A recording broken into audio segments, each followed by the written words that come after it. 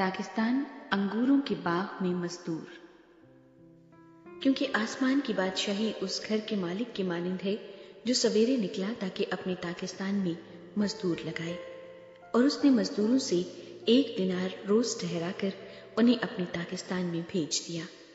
پھر پہر دن چڑھے کے قریب نکل کر اس نے اوروں کو بازار میں بیکار کھڑے دیکھا اور ان سے کہا، تم بھی پاکستان میں چلے جاؤ، جو واجب ہے تم کو دوں گا۔ پس وہ چلے گئے۔ پھر اس نے دوپہر اور تیسرے پہر کے قریب نکل کر ویسا ہی کیا، اور کوئی 1 گھنٹہ دن رہے، پھر نکل کر اوروں کو کھڑے پایا اور ان سے کہا، تم کیوں یہاں تمام دن بیکار کھڑے رہے؟ انہوں نے اس سے کہا، اس لیے کہ کسی نے ہم کو مزدوری پر نہیں لگایا۔ اس نے ان سے کہا، تم بھی پاکستان میں چلے جاؤ۔ جب شام ہوئی تو پاکستان کے مالک نے اپنے کارندے سے کہا کہ مزدوروں کو بلا اور پچھلوں سے لے کر پہلوں تک ان کی مزدوری دے دے۔ جب وہ آئے جو گھنٹہ بھر دن رہے لگائے گئے تھے تو ان کو 1 دینار ملا۔ جب پہلے مزدور آئے تو انہوں نے یہ سمجھا کہ ہم کو زیادہ ملے گا، اور ان کو بھی 1 دینار ملا۔ جب ملا تو گھر کے مالک سے یہ کہہ کر شکایت کرنے لگے کہ ان پچھلوں نے 1 گھنٹہ کام کیا ہے اور تو نے ان کو ہمارے برابر کر دیا جنہوں نے دن بھر کا بوجھ اٹھایا اور سخت دھوپ سہی۔ اس نے جواب دے کر ان میں سے ایک سے کہا، میاں میں تیرے ساتھ بے انصافی نہیں کرتا، کیا تیرا مجھ سے 1 دینار نہیں ٹھہرا تھا؟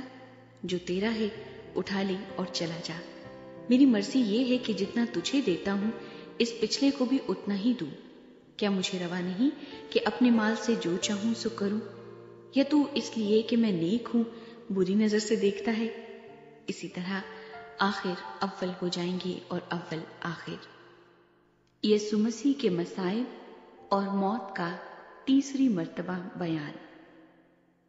اور یروشلم جاتے ہوئے یسوع 12 شاگردوں کو الگ لے گیا اور راہ میں ان سے کہا، دیکھو ہم یروشلم کو جاتے ہیں اور ابن آدم سردار کاہنوں اور فقیہوں کے حوالے کیا جائے گا، اور وہ اس کے قتل کا حکم دیں گے اور اسے غیر قوموں کے حوالے کریں گے تاکہ وہ اسے ٹھٹھوں میں اڑائیں اور کوڑے ماریں اور مصلوب کریں، اور وہ تیسرے دن زندہ کیا جائے گا۔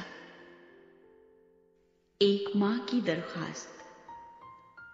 اس وقت زبدی کے بیٹوں کی ماں نے اپنے بیٹوں کے ساتھ اس کے سامنے آ کر سجدہ کیا اور اس سے کچھ عرض کرنے لگی۔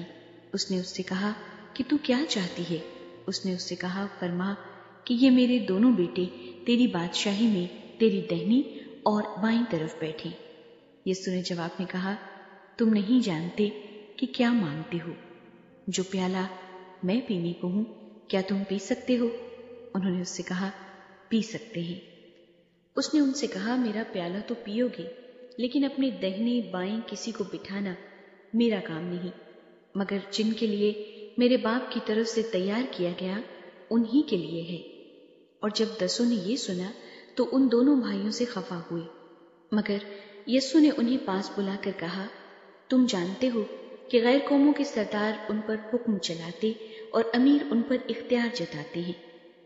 تم میں ایسا نہ ہوگا، بلکہ جو تم میں بڑا ہونا چاہے وہ تمہارا خادم بنے، اور جو تم میں اول ہونا چاہے وہ تمہارا غلام بنے۔